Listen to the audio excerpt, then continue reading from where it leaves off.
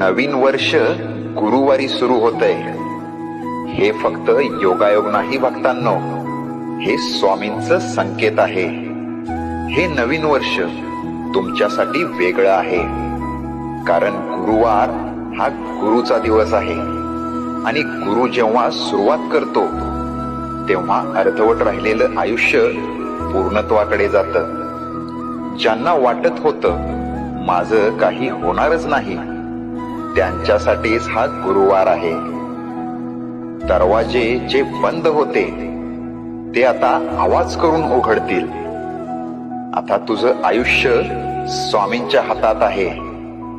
फक्त एक गोष्ट कर, मन साफ ठेव आणि श्रद्धा घट्ट ठेव, कारण नवीन वर्ष गुरुवारी सुरू होतंय आणि गुरुवार कधी रिकामा जात नाही.